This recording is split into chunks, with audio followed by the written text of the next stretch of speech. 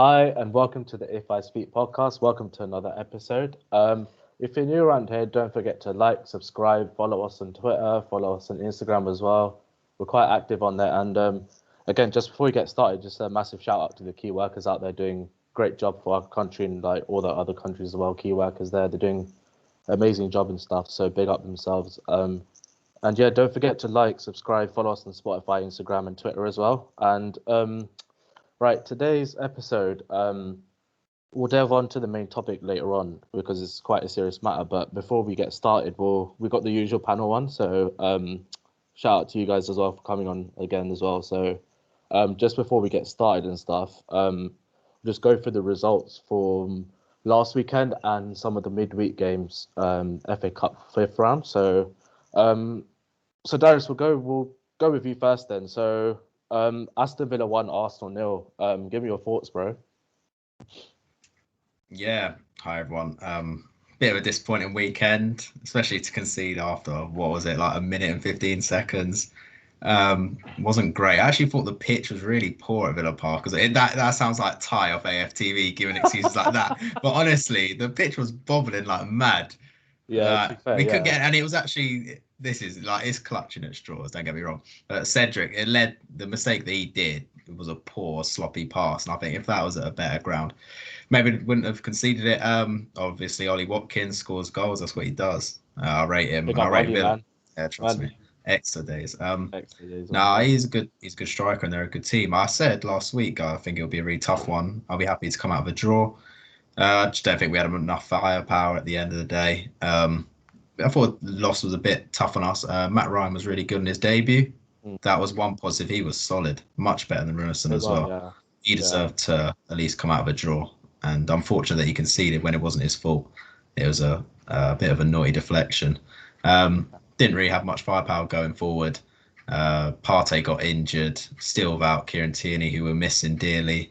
But yeah, it weren't great. Other teams are dropping points, but we're just not getting anything at the moment. So we're sitting, I don't even know where we are, 11th or 10th. I try not to look anymore.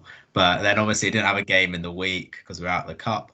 Quite strange going a whole week without a game as well, to be fair. It was nice, especially last night with Spurs, which I'll let Nandu explain in a bit anyway. I've been enjoying that one. That was a class game. So I didn't even mind that we weren't playing, to be honest. But yeah, another disappointing week, but we move. Yeah, fair enough, man. Thanks for that. Just quickly as well. Are you blaming referees this week? That's not sarcastic. I'm genuinely asking. Are you blaming any referees this week? Maybe Konza, red card. What are your quick thoughts on that? Oh yeah. I forgot about that actually. I wouldn't say it was a red, but given the reds they have been given, then it maybe could have been. Again, I think it's clutching at straws a bit. Saka was quite a way away from being through on goal as well. But yeah, maybe if refs were being a bit more consistent, they would have said that the red cards they've done previously should have really been given again. But yeah, we've seen more controversy with the refs. Obviously, what Souček's red was embarrassing, then got rescinded. So it's not surprising that our topic of last week is still ringing true for these rounds of fixtures as well. But yeah, I'm not really blaming the refs this week. I just don't think we were really up for it, to be honest. Yeah, that's fair enough, man. Thanks for that. So we'll go on to Kunal next. You guys had a 3-3 draw, another thriller against Everton, really. 3-3. Then you had your game in midweek, the fifth round, which was against West Ham. You guys won that 1-0. So give me your thoughts on both games. So yeah, Everton, not a thriller for United fans, to be honest. And then just looking back at that game, we were 2-0 up in the first half. Bruno Fernandes with an absolutely amazing strike. Reminded me of David Beckham, to be honest. Yeah. And a really good first half by United, a really good second half also, but I don't know why we switched off in the first 10 minutes of the second half and really conceded the 2 goals. And then somehow McTominay scored and we were like, yeah, we will manage to get 3 points out of this game. But I don't know for what reason we paid 80 million for Harry Maguire when he's playing Calvert-Lewin onside in those kind of situations when he's the captain and he himself can't hold the defensive line. So I don't know what what was with that game. And that game, to be honest, felt more like a loss than a draw after the way we played. And then looking at the West Ham game, I thought that the team was very deflated after the Everton result. So they didn't get out of the blocks really well. Also, because I guess the squad was highly rotated. We saw a few players come in like Telles, Van de Beek was playing. I didn't think he played particularly well, but probably he needs a lot more game time, which he hasn't been getting. So I don't blame him for that. But he didn't play even an average game where we could see him be a replacement for Bruno in the smaller games. He's not a replacement for Bruno. He probably needs to play in the 6 rather than the 10. Uh, Martial didn't play well. Greenwood didn't play well. A lot of players didn't play well. The game was very, very boring. And somehow Scott McTominay came to the rescue again. I don't like him as a player a lot. I mean, he's a decent player. He's an average player. He isn't a world-class player, but he somehow manages to score when it's important, and he got us the goal and we won. So that was good, but a very boring game. I was just about to say, maybe Scott McTominay's been taking lessons from the GOAT Frank Lampard, the player, not the manager, the player Frank Lampard. He used to be a striker, no, like at youth Exactly, level. yeah. So yeah, he must have got it from that. His striking is really good, and I think that he's a box-to-box player, not a center defensive midfielder, which other managers have asked him to do. He's been played in that CDM role, but I don't think he's a CDM. He's a box-to-box player, so probably buy a decent CDM in the summer and then let McTominay play in the 8. Maybe then we see him become a good player. Yeah. So in terms of, okay, I have to bring this up, but obviously mathematically you guys are or were in a title race. Do you think that's it now with obviously what we're about to talk about in a bit with Abhinav and stuff? Do you think it's done? Or I was really happy when we were top of the league, but I've always said on this podcast and whenever I've spoken to you guys, I've always been like, we aren't in a title race. I don't see United as title contenders. I've always mentioned that the best finish that I think we'll get is second. We can't win the title. So I still think that we are in a fight for second place, and we are still like 5 points ahead of Liverpool and 2 points ahead of Leicester. So I think that we'll get second place, but we were never in a title race. yeah, fair enough, man. Thanks for that. So on to Nandu next. We'll go on to the Premier League game first. So you guys had a home game against West Brom, 1-2-0. Obviously, you got a bit of a bounce, I guess, having Harry Kane back as well. Thank God he was back for that game, not the Chelsea game. But then, yeah, you had your midweek thriller, as we mentioned before, against Everton. You lost 5-4 from a neutral point of view. Good game and stuff. Yeah, just give me your thoughts generally on the Premier League game and the FA Cup. So first onto the West Brom game. I was a bit surprised that Kane was the starting lineup, considered that he injured both of his ankles in the Liverpool game. So I was expecting him to come back probably for the City game at least. But either way, that was a boost for us coming into the squad that early. Overall, there was a bit of a change in the starting lineup, which worked out in the end because we needed that, considering that there was no creativity in the squad, which surprisingly, Lucas and Lamela were giving us the end product with that. But yeah, overall, I think that was a solid game for us. And then coming on to the Everton game, I mean, I didn't watch the game, last night. I only watched the last 15 minutes of the game, but I saw the highlights afterwards. But the way we play is like, if we want to go attacking, that means our defense is just vibing at the moment, and you can clearly see that on holiday in Everton, isn't it? Exactly. I mean, we conceded 5 goals, and I don't know what to say about that. Clearly, we need to invest in that coming into summer. Do you think, like, obviously you guys are now out of the FA Cup? Do you think that's a big opportunity? Do you think that loss was a bigger loss than, say, your other Premier League games, just because of how desperate and deprived you guys are of getting a trophy? Do you think it's not a big opportunity missed, or well, you kind of are, in it? I mean, us going out the FA Cup probably, it's not what we need, but probably gives us more of a focus in the Premier League. Probably at least a top 4 finish with that, and Europa League fixtures as well. So I guess that's our only hope for the moment. And yeah, considering that the congestion with the fixtures that we have is probably what we needed at the moment. Yeah, no, fair enough. No, thanks for that. So on to Abhinav next. Big Sunday game just gone and stuff. Liverpool Man City. City 4, Liverpool 1. Defeated at Anfield. That's what, 3 in a row now? Lost at home, I believe. Yeah. Fun. 3. Obviously you guys didn't have a midweek game, but yeah, just give me your thoughts on Liverpool, man, at the moment. Yeah, I mean, like everything that could have gone wrong went wrong.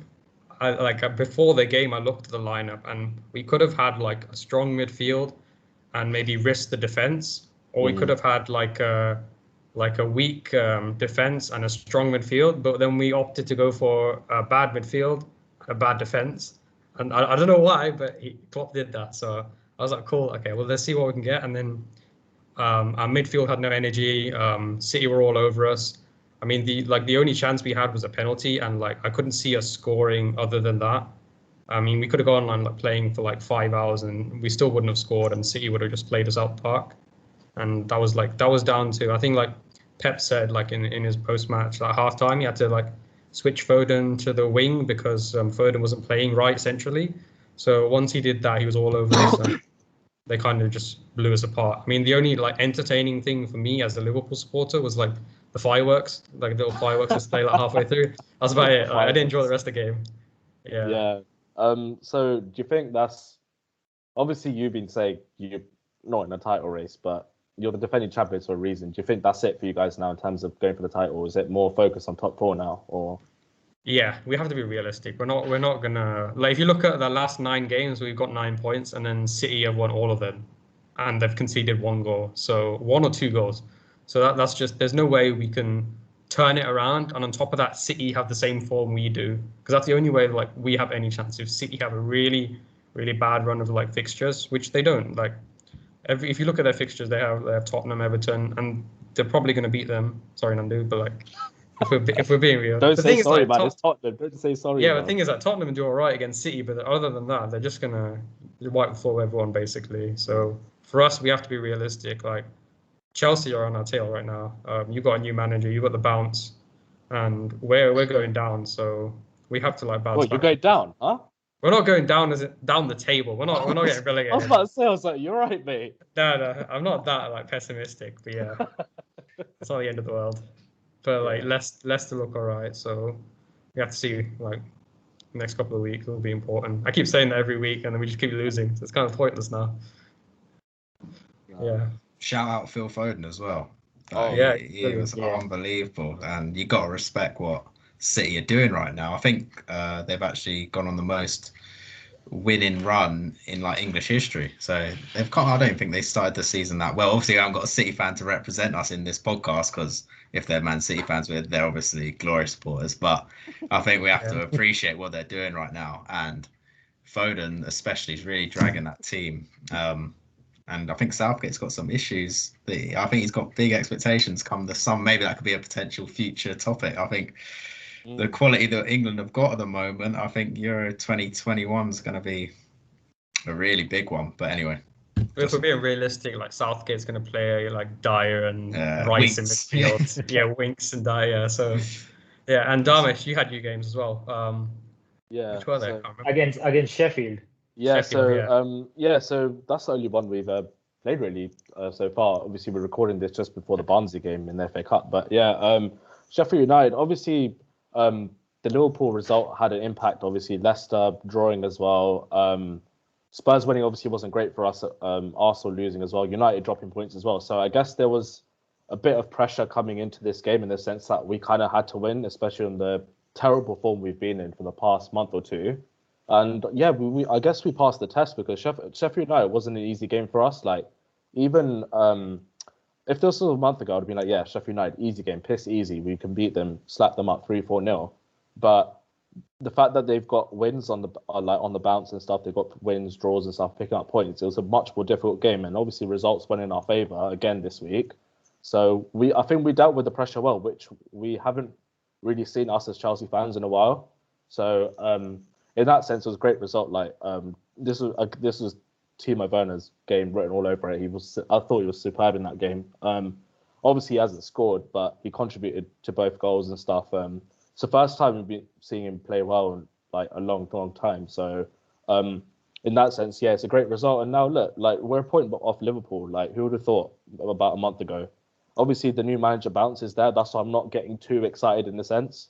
But we're going in the right direction. That's it, really. So it's not much to judge on, but I feel that our future results and our fixtures coming up and stuff, we have to keep making statements on. We can even push for second or third, in my opinion, the way the season's going right now. So loads of teams are dropping points. So obviously it's not good to rely, but we kind of have to with the way that we've performed. I think Tuchel said that in his press conference that every game is going to be like a cup final game, which it is for us anyway. So because it's so important we finish in that top four, like to build on for next season. And obviously, we'll talk about transfers in another episode and stuff. But yeah, that's my thoughts. And then just before getting to the main topic and stuff, FA Cup as well. Like just have to get a trophy under our belt as well. It's a perfect chance. Like, a lot of big teams are out. There's still some big teams in there, but I feel that we've got a good chance of winning the FA Cup as well. So it'd be great, to be fair. But yeah, on to our next sort of topic then that we're going to talk about is it's quite a delicate matter in a sense. A lot of racial abuse has been going around football players in the past around a week and a half or so. And the point of this episode is trying to address ways we can eliminate this, because it's pretty obvious it's not on at all. Like it's disgraceful what's going on. So how do we as fans and how do we persuade and get our point across to the FA that this can't continue? What needs to be done, basically? So I'll start with Darius first. Yeah, give me your thoughts, man. Yeah, I think obviously it is a sensitive issue. We'll probably just open up discussion as well, because I know I've got quite a lot. I'm sure pretty much everyone's got quite a lot to say. Also, just start with saying that I'm fortunate enough to not received racial abuse in the past. So I'm not speaking from experience. I'm speaking from what I see. But it's obviously such a timely issue. We could have done this last Thursday, just after Reece James got racially abused. We could have done it the week before when Tuanzebe got racially abused. Last night, Jan Danda got racially abused on social media. So we're obviously seeing that players are being continually abused. The irony is that when we obviously had this national lockdown being almost a year now, I think people thought that, because just before lockdown, racial incidents did rise in crowds. I remember, wasn't Sterling at Stamford Bridge? There are a lot of things. I think we thought once there was obviously no fans in the crowd that it would stop, or not stop, but reduce. And the irony is that lockdown, if anything, and not having any fans in the crowds actually made things worse, because there's obviously a rise in social media abuse. It's just unprecedented at the moment.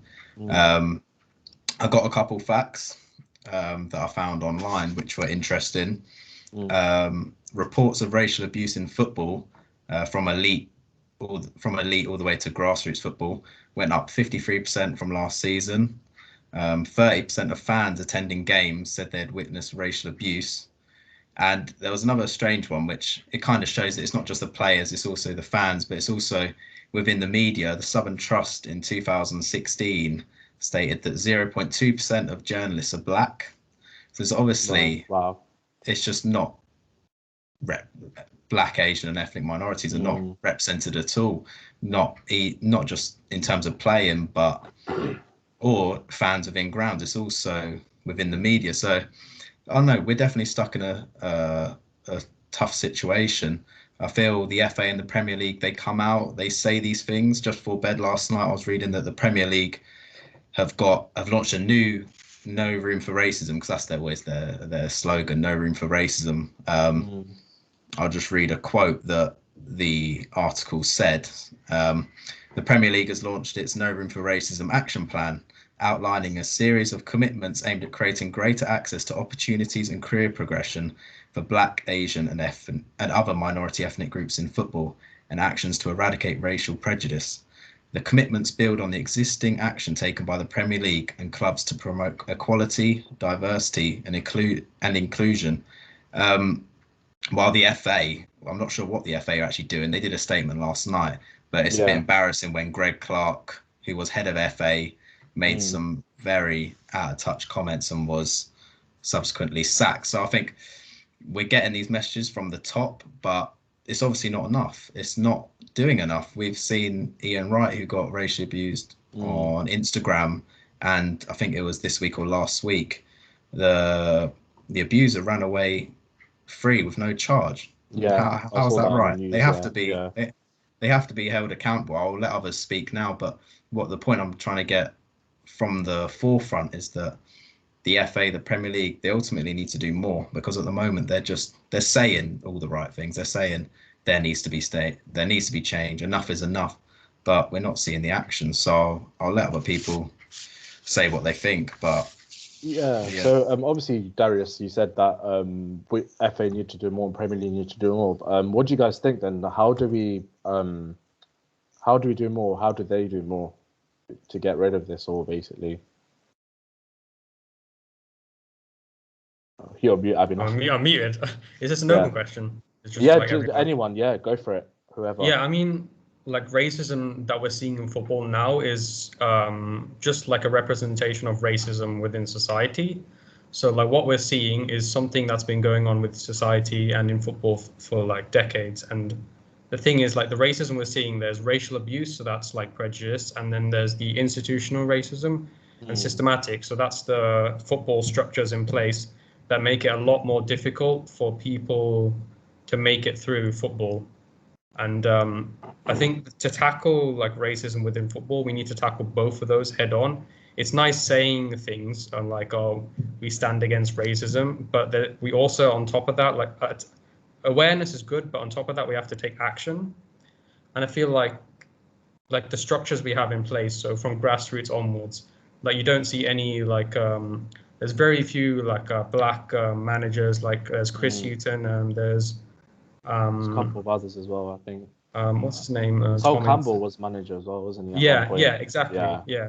And a lot of them struggle to get through the system. So I think FA need to do something about that. For us, like we don't know, like they know more about the structure than we do, and there must be some way for them from grassroots onwards to like create like an environment where they can all like they all have the tools that everyone does. So there's equal opportunity for everyone.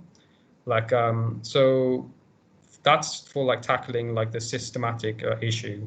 And then there's like the racial abuse, the online abuse. There's like banners. There's even referees now. Like we saw the PSG Istanbul game. Even like managers, they say a few remarks as well. So the thing is like, and Twanzebe, and the thing is like, what we're doing now is we're finding these players, we're banning players and stuff like that. But there'll be another crop of people that come up, and then it'll just keep happening like that. So we are just banning them.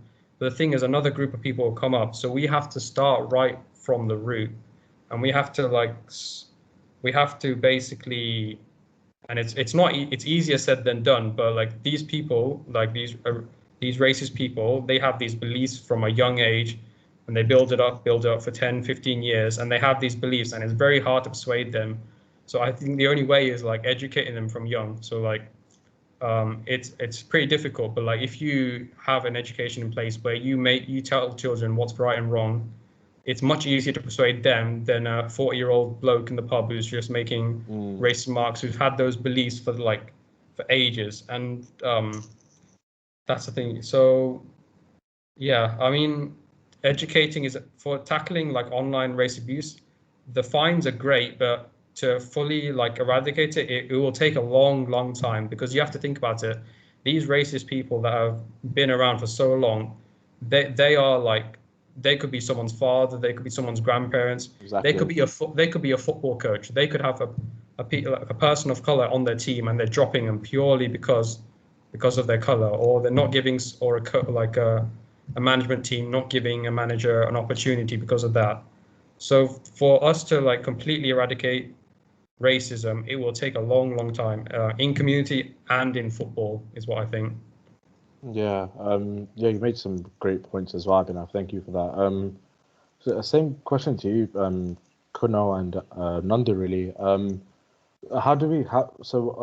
What other action plans do you think we should integrate into tackling racism? Whoever. You want to go first, Kunal? You're mute, bro. Kunal, you're mute. You're mute. You're mute, bro. Yeah. Can you hear me now? Yeah, we can, yeah. So I think that it should be a step taken by society as a whole, because if the Premier League is taking action or the FA is taking action, there are still a lot of racist things that we see on a day-to-day basis. So if you teach kids, for example, in school about racism, they're going to learn with it, but they're probably seeing some advertisements going back home about fairness creams. So it's not about just action taken by the Premier League or the FA. It should be as a society as a whole. So no matter what race they come from, no matter where they are from, they should be not only teaching their children but their peers. I mean, just like Abhinav mentioned, a 40-year-old bloke could be sitting in a pub with racist thoughts, but then his friends can probably get through him. If other people can't, his close friends can get through him and probably let him know that this is something that should not be done. And I mean, football's we call it the beautiful game, and it should be inclusive. To be honest, nobody should feel like, I mean, think twice before playing football. All of us love playing football. We've played together a lot of times. I don't think that anybody should ever think that if I go on the pitch, will I be treated well? Will I get a chance to play, or will I get treated equally? Nobody should have to go through it. And I think that it's not a case of treating things from top down, but from the bottom up, because I mean, we all of us follow top clubs. I don't think that Arsenal, Liverpool, Tottenham, Chelsea, or United would ever think about signing a player from a specific race, or probably a manager from a specific race. But just like we mentioned before, there aren't a lot of managers from, I mean, people of color who are good managers because they didn't get the opportunity at the lower levels. So if the Premier League Premier League and the FA focus on building some kind of a structure from the bottom, we might see a lot more inclusivity. And if we see a lot of people from different cultures on televisions and in newspapers and on social media, I think society as a whole will then start accepting more. Yeah, no, you're 100% right in everything that you said there. So Nandi, then how do we, what punishments then do you think we should be giving out then to these racist people? What action step further should we take in a sense to be more harsh on these people? What do you think? I don't think there's a specific punishment you can give out to people, because even if you do, the same person will probably come back with the same remarks on a different account or whatever. I think the most important thing you can do is educate the people on what's right and what's wrong, because clearly that the 40-year-old who's racist has been taught this from a young age, and he's been given all these stereotypes that just builds up as a layer year by year, and then it just builds up to a point where this person is just racist. So clearly that in schools or whatever, grassroots football, people should be educated to be taught what's right and what's wrong. And for the racist remarks that goes on social media, I think this mainly happens like once a team loses a game or whatever. So the way I see it is that if it happens on Instagram, I think that each club should have this admin or whatever to be able to control what goes on with each account of each player. So if there's a racist remark or whatever, then that admin or whoever it is should be able to delete the account and report it to the higher ups of Instagram or whatever. Yeah, no, that sounds like a good idea, to be fair. I'll open it to you guys as well. What do you guys think? Like, what punishments do you think we should or the FA should integrate so that we're harsher? I think like the people that are sending abuse the people that are sending abuse on Instagram, they're doing it freely because like they're hiding behind like a profile picture. They can hide their name, but if the higher ups in Instagram are able to access that and they are taken accountable for their actions, the person themselves, then a lot of and given the correct punishment, a lot of people will be fearful of what they say, and it's a really sad thing because it shouldn't have to come to the point where we're banning people. It shouldn't there shouldn't be a situation, but we have no choice because there are footballers out there that who like it's normal to have a bad game, but it's not normal to send out racial abuse. So I think like for social media, giving like the social media like it's basically you have to find out who the actual person is rather than deleting the account, because that person could just make another account, send abuse Exactly, again, yeah. and then it's the same cycle. So that person has to like be found and they have to get the correct punishment rather than just deleting the account, I think. It's Yeah. very difficult to find the person to. I mean, just because I'm from a tech background, I know that just because privacy is such a big concern in the world right now, most people, most websites and most top social media websites have things which a thing called which is encrypted. So the website is encrypted. You cannot ever find out nobody, even the company can't find out personal details about that Yeah, account. it's All true. they know is what the profile looks like. So all they can do is delete the account. So what I think would be a logical thing to do is just like when we post something online, there's a post processing thing that happens in the background. They could put in something like that in the comments or probably in the reactions, which they don't have in place right now, which could then filter out those kind of comments and just remove people or ban people even if they try to make those things. Yeah, I think it's also. Yeah, go, Darius. Sorry, Sorry, I was just going to add, just on that point, a lot of you are saying about social media. I think this is what makes it so tough. Like Kunal was saying, and ultimately it's a responsibility of these social media companies. I think I read somewhere that between March and June last year, there were 22 million racist posts on Facebook. Wow. And I was watching an interview about someone who works at Facebook, and she was saying, like, we understand we're not perfect, but we are trying our best. And I think if you go to a football ground, say you're at Stamford Bridge, and you throw a banana onto the pitch, everyone around you would confront you and say, what on earth are you doing, you moron? Exactly. I think it's this, the fear I have is social media. You have this facade, you have this mask you can hide behind. I don't know whether for me, I think it's somewhere where there should be an identification process. Just so otherwise you get these people that are hiding behind a picture of Frank Lampard, a picture of, I don't know, whoever, a picture of Lacazette. It's just fake people. It's trolls. It's trolling at the end of the day. So I don't really know.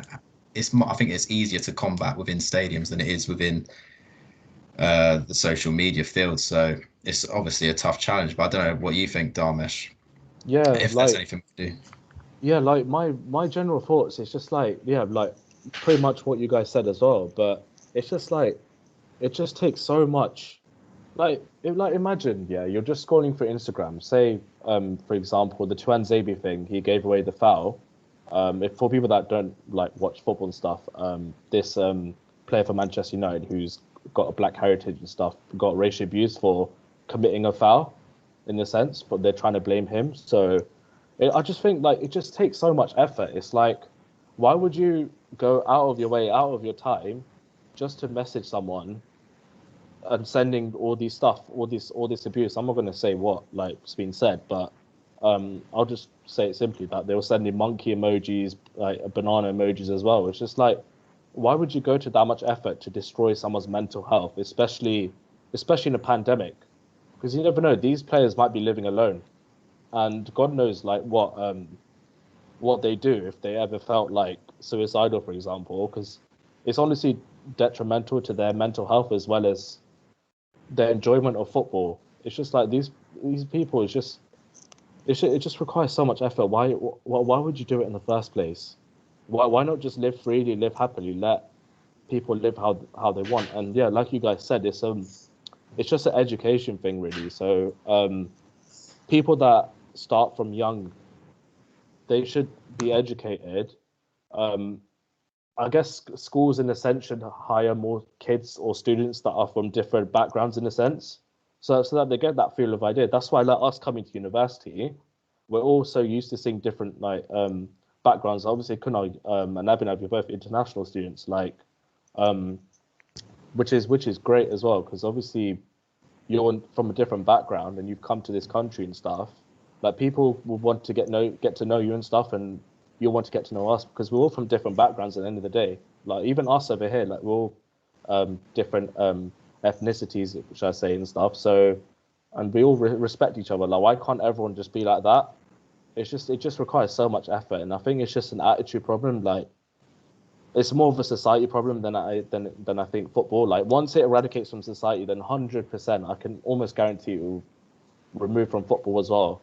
And just like obviously us as fans, we get angry, and we can how do I say this, like give abuse, but not obviously not racial abuse. We can be like, oh, you're this, you're crap, whatever. You can't play in this position. But taking it to the point where you're talking about their skin, it's just like, why would you even do that? It's like I don't know what goes through these people's heads. Like it's just mad. It's just I'm so desperate for this to eradicate because it's just disgraceful. Like there's only so much criticizing you can do to someone. It's not, and you never take it that level. Even with this slightly off topic, but I'm sure you guys know about Mike Dean. I think he has been getting death threats and stuff. Even in that sense, it's so wrong. Like you can criticize him, but like as a referee, we all hate him and stuff as a referee, but we never go to the point where we send him death threats about his family. And it's just like, why? Like, why can't you live the way they want? And yeah, like all these campaigns and stuff, it's all good, but I just feel that the FA need to take it a step further. So like you guys said, like ban accounts and stuff, and even at football games, just ban people really. But I think also I think Instagram announced, I think I read this on GRM Daily or something, that Instagram to ban accounts that send racist abuse following targeting of football players. It's great. Like they're trying their best. Like Darius said, you had your talk with someone on Facebook, right? Or yeah, and they're saying they're trying everything they can, and in a sense, yeah, that's right, because there's only so much you can do through online, and you can't stop these people. It's all through education and knowledge. That's it. Which is going to be then like forever, in my opinion. Even the BLM protests that were going on, the Black Lives Matter protests that was going on last year. I think, is there still some going on this year? I think there's I don't know if there's still some protests going on. Like well, they take the knee every day, don't Yeah, every game. Yeah. But they were saying, when does that stop? But sorry to butt in, but yeah, No, that's fine. How can it stop when this is happening every week? It's showing how important it is. And Gary Neville said he doesn't know when it's going to end. It probably have to go on forever. It'll probably have to go as long as there's racial abuse. So it probably will be forever. One thing I would say is that, especially in light of that, and obviously they wear badges every week, they take the knee every week. I think generally, especially footballers, if you look back to football and racism back, say 30 years ago, 1980s, our perception has changed, or perception of people getting abused has changed. People like John Barnes, the protagonists when it came to black footballers in England, they just used to bear the brunt, take the abuse. They'd get bananas thrown at them and they'd just have to take it. Now, I think Raheem Sterling was probably the biggest figure that first openly spoke up about it in about 2016. I think since then, people aren't taking it any longer, and I think there's more of a fight from everyone. So white people, all these ethnic minorities, and just all ethnicities are really trying to get behind them, campaign and make a lasting change, to be honest, because I don't think they're putting up with it like they were in years and decades gone by. So that's a hopeful thing anyway. But yeah, so we have to remind ourselves. Even what was it when Millwall players took the knee and they got booed? Just like, Yeah, come that on. was unbelievable. I couldn't believe that. But yeah, as I was saying before and stuff, like another way. This might sound like the most silly way, but just ban. Well, why don't you ban emojis like the monkey emoji and banana emoji? Just ban them so that you can. So you're at least you're trying to stop them because like I get why the monkey emojis are there. Like you're trying to insinuate something being cheeky, isn't it? Like you put the monkey emoji or something, or you're just sending an animal. That's it. And obviously that emoji's been so corrupt now into thinking that's a racist remark, which it is, by the way. I'm not saying it's not. It definitely is. But I just think you need to get rid of all the possibilities of racist actions, starting with like the monkey emoji, maybe the banana emoji. Just get rid of them. WhatsApp, Yeah. Facebook, Instagram, everything. Just get rid of them, delete them, so that people can't send them in a way. But obviously that won't change the fact they might type it out in words, which happened to Reece James as well. I don't know if it happened to Tuan Zabi. I don't know if people were saying words to him, but I know that for a fact Reece James, like, he got so much abuse in terms of what was being said. And it's just like, he's a young boy as well, Reece James. Even Tuan Zabi, even all these footballers, they're all young that have been racially abused. The guy yesterday, for Swansea, Danda, I think his name is, or something like that. And there was a couple others, but they're all young footballers. They're not, they're young. It's like, they're still developing and they're still developing as people. So why would you take the chance on destroying their confidence, destroying their life, when you can just be just chilling? Really, it's like it just requires so much effort. It's just so stupid. It's like I'm just glad. Like obviously I've met you boys as well, like other friends, family. Like we're all educated in a sense, but I definitely feel that society needs to do more in a sense of educating these people just so that there's acceptance in this world, especially during these unprecedented times as well. It's like we got to end this, man. It's just all BS, really, in a sense. Yeah. Yeah, and one thing I would like to say as well, Sorry, no, the foot, yeah, go on. yeah, Yeah. the footballers like back in the like 70s and 80s, if they tried to stand up against like or they tried to make their voice heard, they would be absolutely vilified by their fans. They wouldn't even have the support of their fans and the newspapers and things like that. And the thing is, that hasn't actually really changed. If you look at like newspapers like the Daily Mail, and there's some others, I don't want to give attention to them because they don't deserve it. But like, if you look at Raheem Sterling, he stood up because they were going for his tattoo at one point, and then he did like him buying something for his mom and things like that. So if he and if he tried to stand up against it, like you saw what like they were trying to do with him, they're just picking parts out of him and trying to vilify him.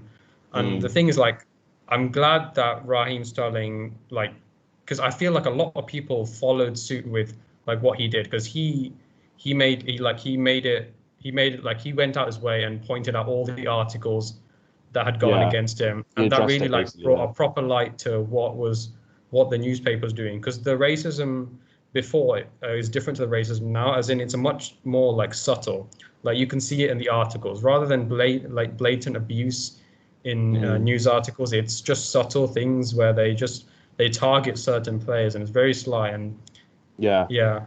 The wording is just it's just horrible, really. But yeah, sorry, Nandi, you had something to say, bro. Yeah, sorry, I was on mute. So Nah, that's cool, man. the worst thing is that it's your own fans that are saying it. Exactly. Their own players. Exactly. I mean, surely you want your player to be doing the best they can for your own club. I mean, you're coming on this platform and you're giving out abuse to these players, yeah. You think that's gonna motivate them or whatever? That's just gonna demotivate them to the point where they don't want to play anymore because they're too scared of being criticized for what they're doing. And the way they're being criticized is just Not for what they're doing. They're probably being criticized for something which is not related to how they played.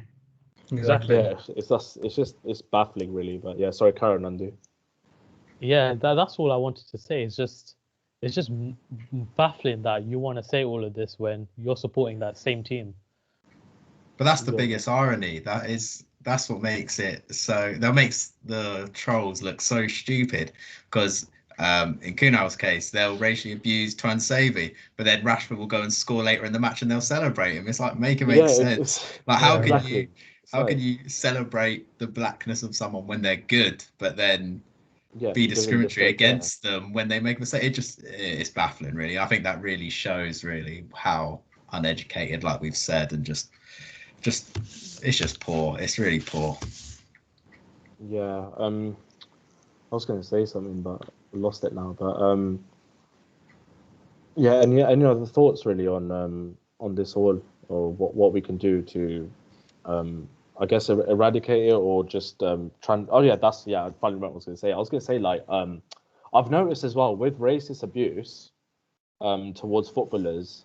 I don't know if you guys have noticed this as well, but it all happens at one certain time. It's like when one footballer gets racially abused, 3, 4, 5, 6, 7, 8, 9, 10 other footballers get it at the same time. So like I think we all know for a fact, say come this time next month, we know that we're not going to hear anything on racism in footballers. Then say 2-3 months time, when the season's almost over, for example, we'll see one person abusing a footballer, then it'll go onto another player from different team. It goes on and on. So it's just weird how it all happens at once, then it stops.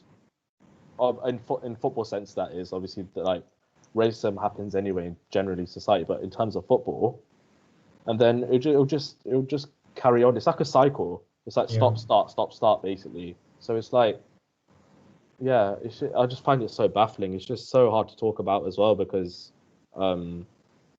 yeah. I think the reason we see it like that is because a lot of these trolls want attention. So that when they see that people are getting away with it, and getting attention along with it, they'll continue to do it, and that's what we discussed. Like that's why it's really hard to like put like a proper punishment on them, but it has to be a punishment that will make them think twice before they do it. Like they do anything, and it will set an example for other people that follow. So that's not something that other people just copy, and it's just endless cycle. Yeah. Any other thoughts, guys, or? Should we? All right. Well, I guess we'll move on to the last part then. Just before we get started, like, yeah, just thanks again, guys, for sharing like this. We really need to get rid of this and stuff. It's really impacting society, and obviously we can tell like it's impacting us as well. But yeah, on to better things really. So the upcoming fixtures during the week then. So a few Premier League games this weekend and stuff as usual. So I'll start with Abhinav then. Leicester away. Give me your thoughts, bro. Yeah, I mean, like I'm just taking like every week as it goes. Like I realized like a day before, like, oh, we're playing a game, and I was like, watching football for 90 minutes. Like I'm not looking forward to it. But Leicester, we usually do well against Leicester because Brendan Rodgers isn't really that good in big games, I'd say. Like he's known for bottling it, but that's the thing. I went and said like 2 podcasts ago, oh, at least we got the Anfield record, and then Burnley go and beat us. So I'm kind of scared now.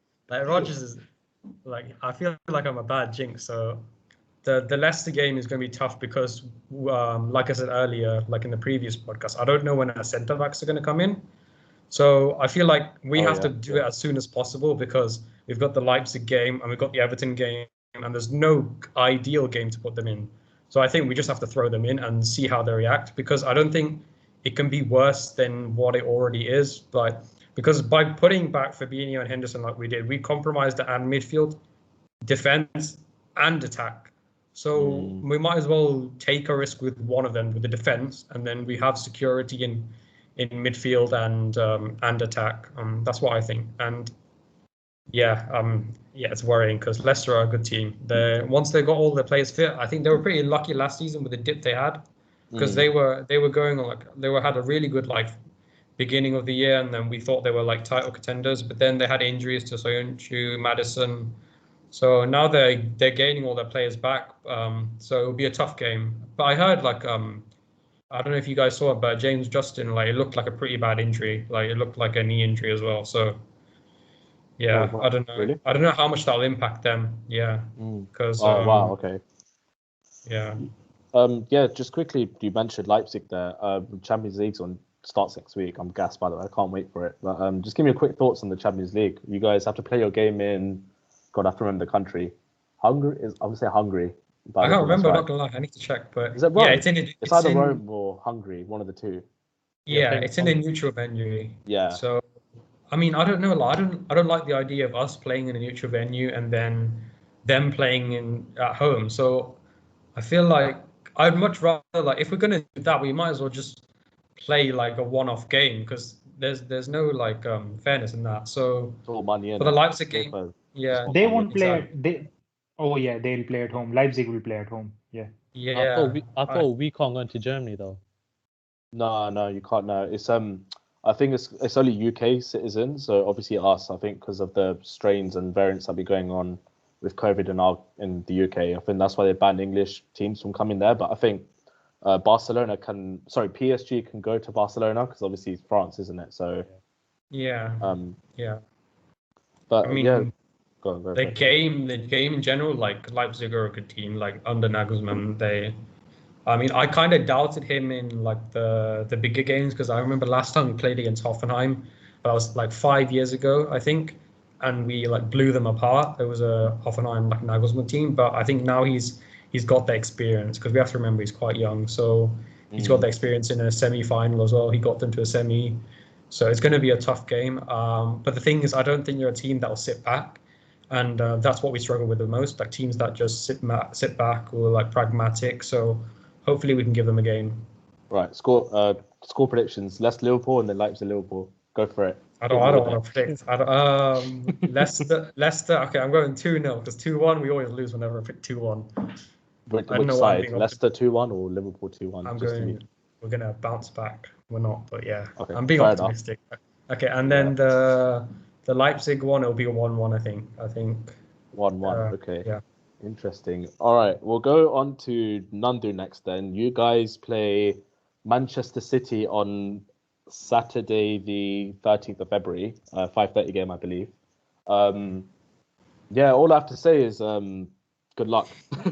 Yeah, I was gonna say that. I'm gonna say really. good luck to our team, and I've got Sending no my expectations going into condolences. the game at all. We're playing away as well, yeah. So there's no expectations. Let's be honest. Just Ready for the vibes. Mourinho masterclass. I mean, to be fair, we always perform against City, so Yeah. I mean, this time it's not happening. So Yeah. Got nothing to add on that. Someone clip that, I beg you. Yeah, and then you've got your Europa League game. I don't know. I forgot who you're playing Europa League. To be honest, I think it's Wolfsburg or something. Is it Wolf? Wait, nah. No, there's another Wolfsburg. Let's call it Wolf then. Yeah, you're playing Wolf. Wolf, yeah. Yeah. I mean, do you think now is crunch time for you guys? Since you're out of the FA Cup, do you think you have to go all in for Europa League now? that should be our priority right now. That's enough. the only way of getting a trophy. I mean, Yeah. fuck the Carabao Cup, yeah. Because What? we're not beating City. Let's be honest. With the form they're in, unless it all changes within a month or two, we're not beating them. What if you beat them tomorrow? What if you beat them in the next game, and then play them in the final? I mean, that's a good thing for us. Then we got the momentum going into the Premier Leagues and Europa League. So either way, I don't think that'll change a thing going up to the Carabao Cup final. Right. Score predictions. I'm going for 2-0 City. And that's nice. I thought you were gonna go like 7-8-0 City or something. We're gonna go for a defensive team. That's gonna go to shit. And then the Wolfsburg game, I'm gonna say 3-0 to us. Right. Are you guys are away, right? First or home? Bro, I believe away. I don't know. I don't keep track anymore. Fair enough, man. Fair enough. Right, we'll go on to Kunal next. So you got a Valentine's Day game. Darius and Kunal, obviously not against each other, but yeah, give me your thoughts, Kunal, then on United. You got West Brom away, 2:00 kickoff on Sunday. I think it's going to be an easy game for United, but that's what I thought about Everton also, because looking at the game, it was an easy game for United, but we didn't come away with 3 points. United played really well in that game. Yeah.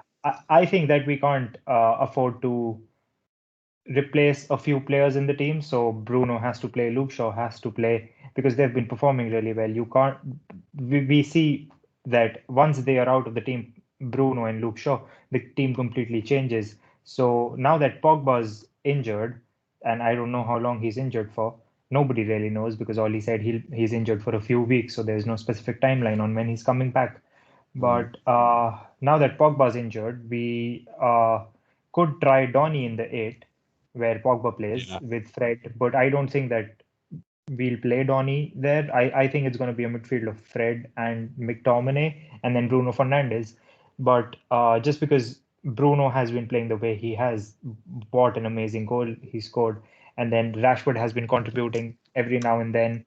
And Cavani has also been contributing really well. So I think it's going to be an easy game for United, just because we have got a couple of players who are game changers. So it should be an easy game.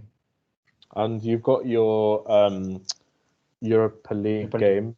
Against Real Sociedad. Yeah. That's also moved to neutral fixture. That will be played in the Juventus Stadium. Is it San Siro? Yeah. No, what's it called? It's called Juventus Stadium, isn't it? Yeah. I think it's called that. Yeah. So San Siro is AC Milan. Inter Milan. AC Milan. Yeah. So yeah, Juventus Stadium. It's moved there. Real Sociedad, just what I've heard about them is that they're a good team. Most Spanish teams are really good, because the culture of football is really different there. It's not as fast as the English Premier League, but all of them grow up playing really technical football. So it's going to be a technical game, but just because they are not one of the top teams in Spain, I think that United will win that game as well. But they can give us a tough game. Yeah, let's just hope for a Big Sam and David Silva masterclass then. Just score predictions then for both games, bro.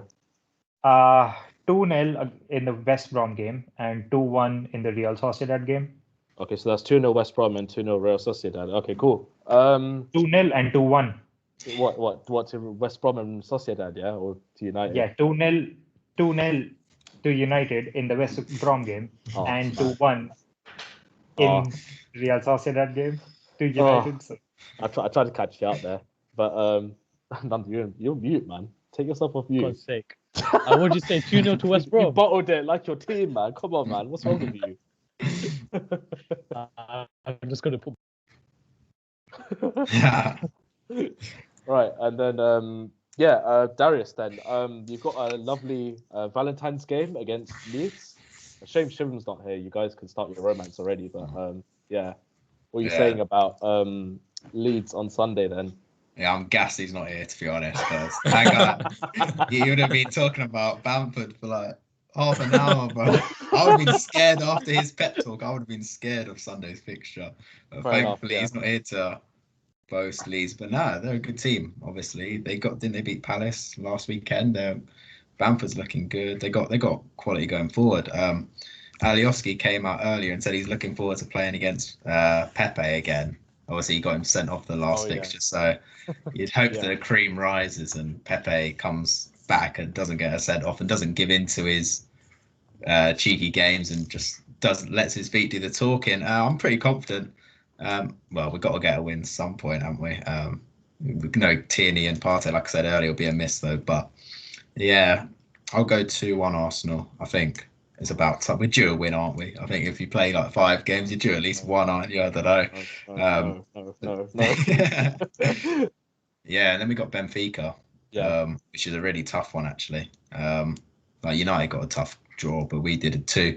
We're going Rome next week and then Greece the week after. I'm not sure how that does any.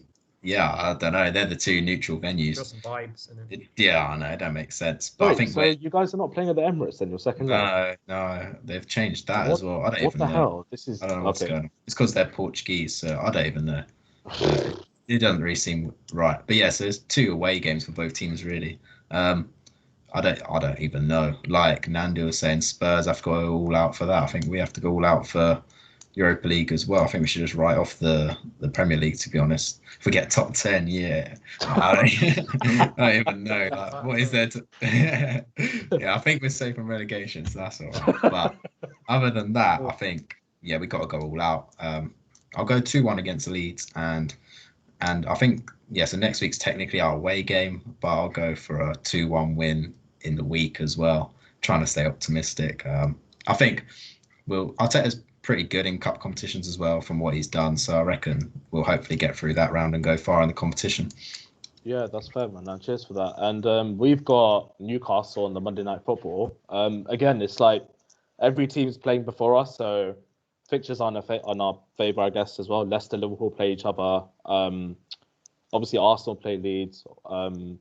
I think, Tottenham City, obviously. Then the only one that's kind of not in our favour is the West Brom United game, but Allardyce masterclass incoming. So hopefully, just got to keep the momentum going. We've had some good fixtures on paper for us. Like, we just got to keep our head down, go about our business quietly, and just creep up the table, because we could potentially end up ahead of Liverpool this weekend if obviously it goes our way, if results go our way. But yeah, we just got to keep the momentum going. Hopefully, Timo Werner scores a goal soon as well, if he's fit for that game, obviously. But yeah, I'll be interested to see what team Tuchel puts out for Newcastle, because I think he likes to rotate a lot, and Thiago Silva getting injured as well hasn't helped as well. So we technically only got 3 fit centre backs, and obviously we play back 3 minus Zoom at the moment. So it's a bit concerning in that sense. So and Newcastle, I guess, will be more easier now, I guess, because they haven't got Callum Wilson. I think he's out for 8 weeks or something. So